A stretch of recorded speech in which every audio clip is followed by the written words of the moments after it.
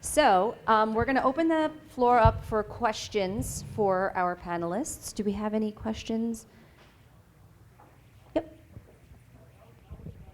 I'm fascinated with your art analogy, and I'm interested to know, do you see that now? I know your sister painted a modern piece of art. Are you seeing more and more art being pulled together with cultures and ethnicities and religions? Are you seeing that more in modern art? Actually, yes. If you just Google it, you can find thousands of those. Because Iran has, many style of art. One of them is miniature. That some people believe that it came to Iran before Mughal attack. But miniature, you know that it's a mini of a whole thing. And yeah, you can find those you can Google them and find them, and also many new style of art about the piece. Thank you. We have another question. Thank you so much for your presentations. I think you have the same family name, Yes. Moazen Zadeh? Yes. Okay, what does mean Zadeh? I know Moazen, but Zadeh, what is it? Zadeh means It's kind more? of More? a son or the key. Okay, thank you so much. That's great. So actually, I agree completely with you, especially regarding the art, the role of the art. I visited Iran many times, maybe 6 times, actually. The last one, it was 2 years ago, in Isfahan mainly. And I noticed many things, actually, many examples about that. But here, I would like, by the way, to remind all people here about Hagia Sophia. I think many of you visited, which is unbelievable. It's, by the way, because Turkey, you are neighbor with Turkey. And Hagia Sophia, it's maybe the only place worldwide where you can find Islam and Christianity embrace each other. It is a museum because, it was originally the most important church during the Byzantine Empire, which lasted for 800 years as the most important church belonged to Byzantine Empire. Then, when it was conquered by Muhammad al-Fatih, it was changed into mosque. Fortunately, recently, 100 years ago, it was changed into museum. And if you enter there, you will see that all icon of Christianity with Muslim icons in the same place.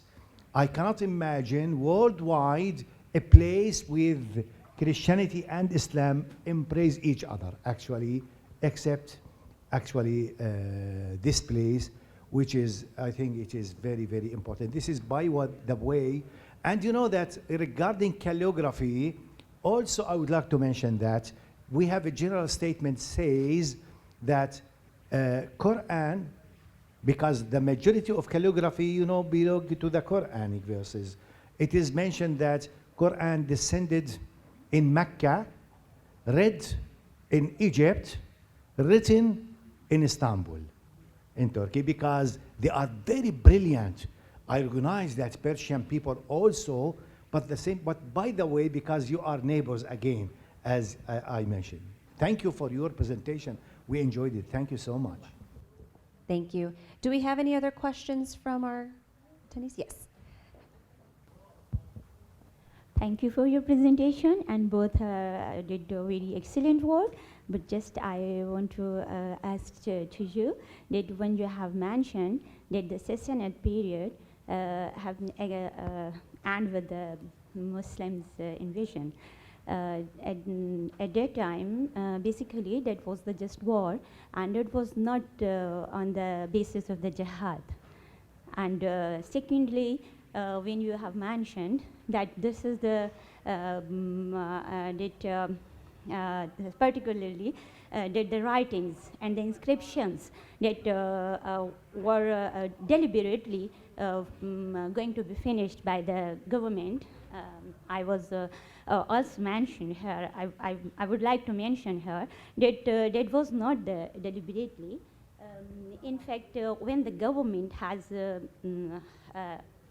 come to anywhere, and the time period has gone away, the history and the period will be automatically go to that government that is at that time government at that governed that situation and that country.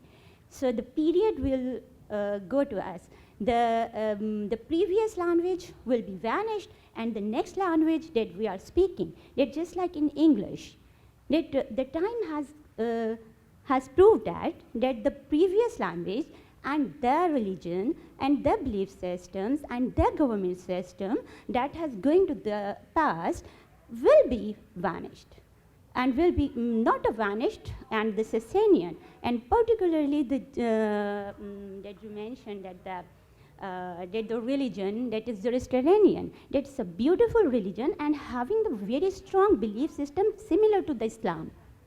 And when we go to the architecture, we have still found the many of architecture of that religion with the Islam and the Christianity and Byzantine, and just as you mentioned there.